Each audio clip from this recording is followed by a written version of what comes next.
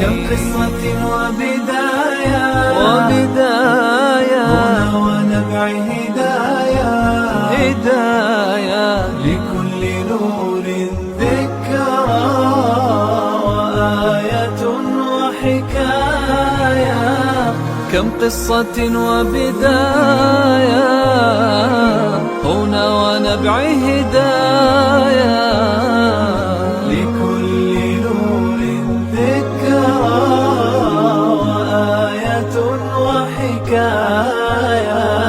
وآية وحكاية.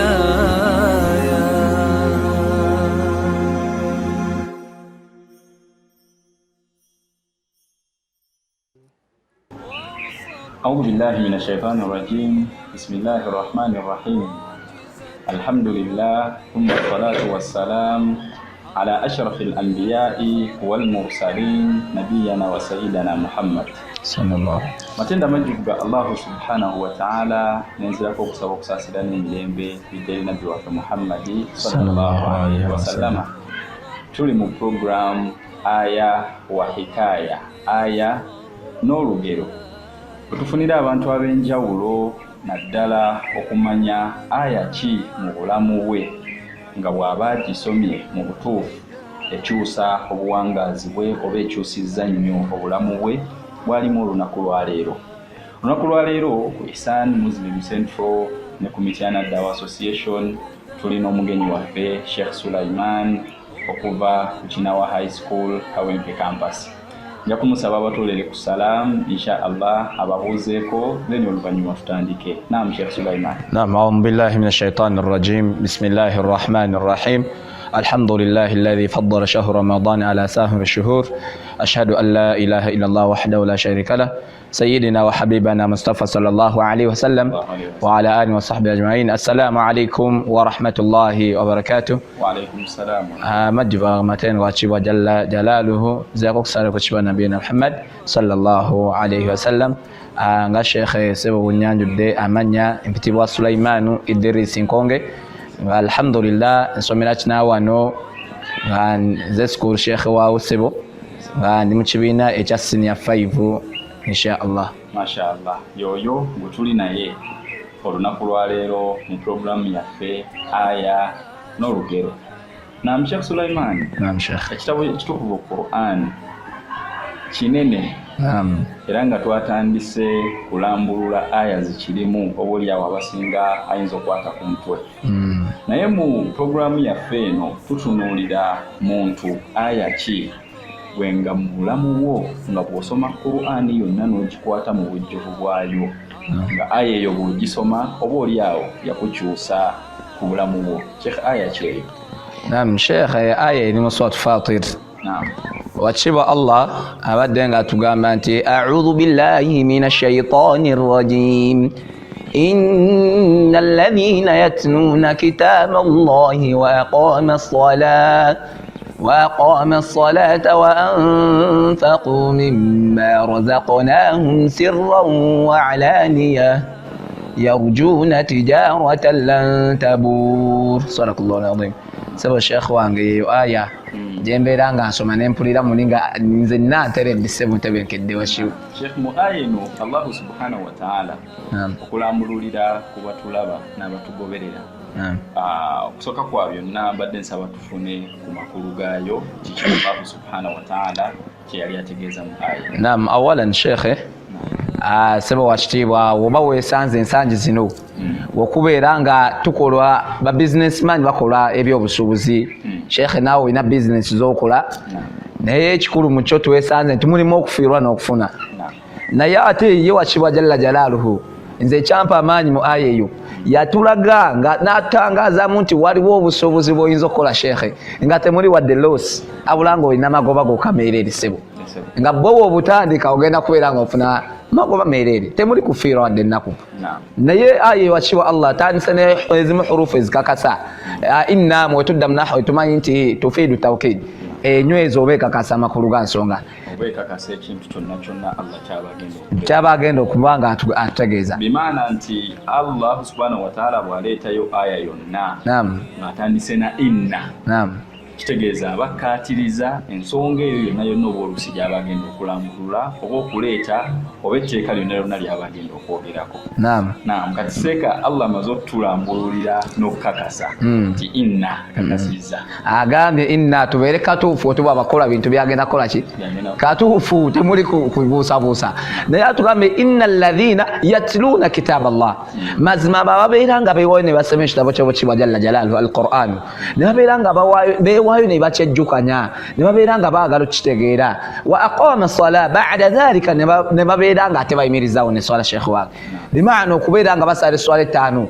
ne batakoma ku swala ttaano ntukuberezaako sunna entonotono ku zo baadiya qabliya ezimu ezirina ba'da dhalika wa anfaqu mimma razaqnahum sirran wa alaniya ate ne babeera nga bawaayo nemu ebyo wakibwa jalla jalaaluhu byabadde nga abagabiridde nabyo mu lwatu ne mukyama atugambye nti yarjuuna tijaratan lan tabur. Sheekh buli onawuliranga akagambaako nali sinabeera nga nkwata Qur'an ebiseera ebyo naye nga mpulira akagambaako bakasuuta ngamba ndituukawoko aga yarjuuna tijaratan lan tabur weba obusuubuzi obutalimu kufiirwa kunna wa illa you just gain profits zokka magoba gokka gobeera nga ogenda kufuna mu mbeera Sheekh. Allah subhanahu wa ta'ala tulaga aya eno yatulagamu nze nganze kyenfunamu biringa emiteeko gy'abantu babiri emiteeko gino ebiri omuteeko ogusooka Allah subhanahu wa ta'ala gwe yayogerako inna alladhina yatluuna kitaba Allah mazima ddala abantu abo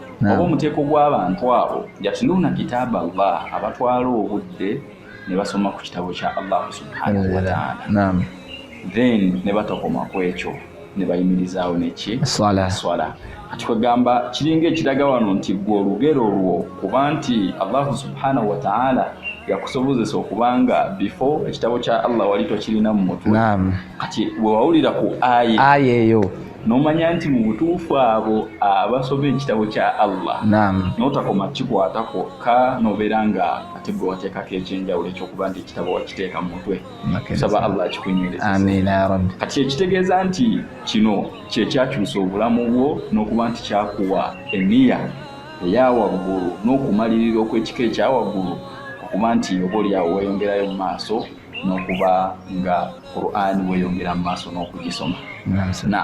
Era kyendabyemu ekintu ekyokubiri oba ensonga ey'okubiri okuba nti mulimu okuyimirizaawo eswala eno tugitunuulira kuba bwe tulaba emu ku mpagi eziri naddala mu ddiini yaffe n'ey'obusiraamu zigiyimirizaawo era nga mpagi yakubiri ate nga tukimanyi bulungi nti man aqamaha faqad aqama ad-din. Omuntu bwayimirizaawo empagi eno eddiini eba ekoze eki eyimiriddewo tewali kirala kye tusobola kuba nti tumubuuza kasita empagi eyo eyimirirawo eddiini eba ewedde era omuntu yenna bw'aleka empagi eyo kitegeeza nti eddiini abagimenyeewo.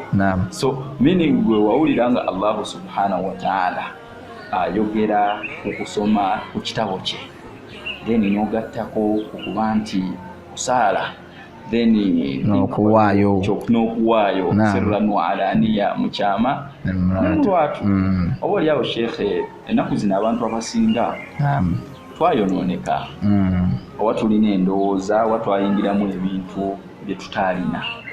Omuntu ayagala okuwaayo naye ate nga ayagala bamulabe agamba kati ngenda kuwaayo kino kino nze nkiwaddeyo ne bamulaba. Ebiseera ebisinga ayinza okuba nga enniya ye yabadde n'enniya entuufu naye ate ogenda okugiraagira oti abasinga okuba n'enniya ennywevu entuufu era nabo baba batono. So aya eyo Allah subhanahu wa ta'ala yakyusa obulamu bwo ke kali akasembayo yarjuuna tijaratan lan tabur. Allah akola atya akuteerawo ekyo oba otandisewo ekyobusuubuzi naye sheekhe nga temuli losses just total profits zokka mu mbeera eyo nga zofunamu magoba meereere kugaggawala bugaggawaza oba oliawo. Allahu akbar. Kati sheekhe ku aya eyo eyakyusiza ddala obulamu bwo bwoba kaki bwowaba tugoberera? Sheekhe ng'osinziira ku aya eyo. Alhamdulillah sheekhe kyenyinza okusibirira abatulaba bonna biidhnillah ekisookera ddala Allah ga yatluuna kitaba Allah ate awo nnyini omubaka sallallahu alaihi wasallam atuwadde laga inna Allaha azza wa jalla ahlina minan nas naye basahaba bamubuuza man hum ya rasulallah, be baliwa? yabeeranga bategeza ahlu lquran wa ahlullahi wa khassatuhu. ekyo shekhe ensonga eyokubiri, kuba twali ebiraali ebwayisawo 2014 naye nga shekhe mu bimu tubeera mutalabuyawo nowulira abasaaza nogamba akikola atya, naye shekhe nga tubabibuuza kwatuga mufeeyo museeyo buki budde bwammwe mujja kitegera. N'ekirala hadithi eyo kyenjagalamu emesagi yange eri abagenda tulaba nti ebiseera ebisinga omubaka yabuuzibwa oba yagamba baswaba be n'abagamba ye wakibwa Allah alina bakwano be nfanfe mu baki mu bantu, naye bambuuza be bani abo, yabeeranga abagamba nti ahlul Qur'an, abo ababeeranga beekwata ku kitabo ekitukuvu Qur'an wa ahlullah, gye mikwano gya Allah ate wa khassatu ate nfanfe. So mesagi yange eri abatulaba biidhnillah tubeere nga fausikum kubakutira kubeera nga tusoma ekitabo kya wakitibwa jalla jalaaluhu, tujja kubeera nga tufunamu ebisinga okubanga bingi, kuba shekhe olwakafuna obudde tetuyinza kubeera nga tutandika kwogera byetukoze ki byetukifunyemu oba na Allah alhamdulillah oba oliawo byatuzamu, naye ze byenkyenyumirizaamu shekhe ndi wano kukinaawa fiiza ezisasula ozimanyi alhamdulillah, naye Allah yayisizaamu nti okubanga sirina wadde na 10 kyenkola ki kyempaayo, naye olw'ekitabo kyekitukuvu Qur'an abatula bonna tubakuutira tubeere nga twesawa oba tutereeza enniya zaffe eri ekitabo kino, tujja kubeera nga tufuna ebyenjawulo n'ebisinga ku byaffe byetwakafuna biidhnillah. Inshallah. Naam Sheikh, barakallahu fiikum. Barakallahu Sheikh. Tweyanziza ssebo olwa obubaka bw'owadde abatulaba n'olugero lw'onyumiriza abatulaba olukwatagana ku aya kyusizza obulamu bwo oba aya ki mu Qur'an nga bw'ogisoma mu butuufu okirabira ddala tekyusizza obulamu bwo olw'ebingi Allahu subhanahu wa ta'ala byaba yajogereramu oba olw'ebingi Allahu subhanahu wa ta'ala byaba yatulaga mu yo eyekuleetera okubeera nti naawe mu butuufu bw'oba ogisomye weerabanga aya eyo eyabeeranga eka. Tubeebaza lubeerera abatugoberera era tusaba okubeera nti mweyongera otugoberera. Tetujja kusukakaawo wabula mu studio za Ihsan Muslim Central ne Mityana Dawa Association, amanya n'eddoboozi mbadde Sebumba Amjad ne muganda wange Sheikh Sulaiman Idris nga tubadde mu program aya wa hikaya oba aya n'olugero. Wassalamu alaikum wa rahmatullahi wa barakatuh. Wa alaikum assalam wa rahmatullahi wa barakatuh.